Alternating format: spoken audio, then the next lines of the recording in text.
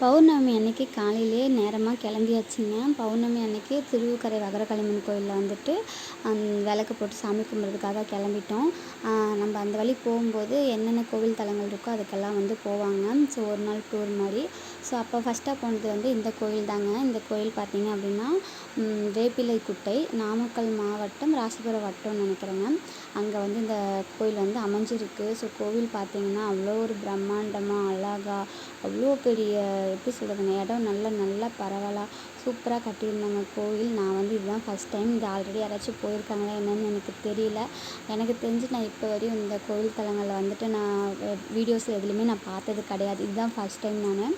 So ரொம்பவே மன நிறைவாக இருந்துச்சு. ஒரே இடத்துலையே எல்லா சாமியும் பார்த்தோம்.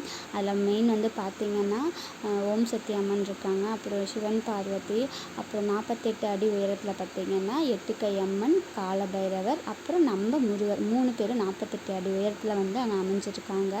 அது போக இன்னும் பெருமாள் கோயில், அப்புறம் பெரிய ஆண்டவர், அப்புறம் நரசிம்மன் சொல்லி எல்லா சாமியோட சிலைகள் அங்கே இருக்குது. துர்க்கை அம்மன், அந்தமாரி எல்லாம் சொல்லிகிட்டே போகலாம். இன்னும் நிறைய சாமி பேர்லாம் நான் பார்க்கல.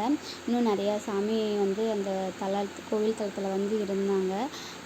ரெண்டு கண்ணு பத்தலை அங்கே இருக்கிற கோயில் தலங்கள் பார்க்க. நாங்கள் வந்து ஓரளவுக்கு என்னென்ன சாமியெல்லாம் நல்லா பார்க்க முடியும் நல்லா பார்த்தோம். இன்னும் நல்லா உன்னிப்பாக வந்து பார்க்க முடியல. சரி, அடுத்தடுத்து கோயிலுக்கு போகணுங்கிறனால நாங்கள் வந்து ஓரளவுக்கு பார்த்துட்டு அப்புறம் வந்து அங்கே சித்தர் ஒருத்தர் இருக்கார். அந்த கோயில் சித்தர் அவர் தான் முழு பொறுப்புன்னு நினைக்கிறேன்.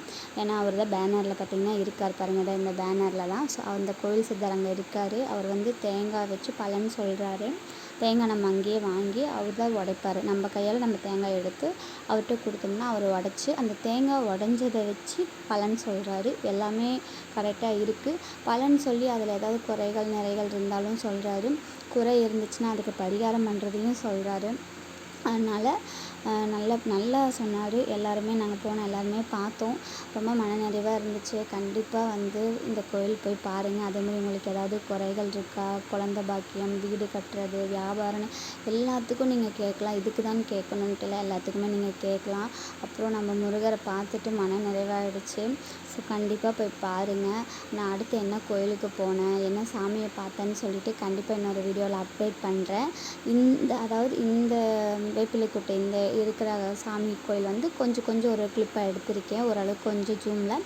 அது எல்லாமே வர ஷார்ட்ஸ்லலாம் போடுறேன். கண்டிப்பாக போய் பாருங்கள்.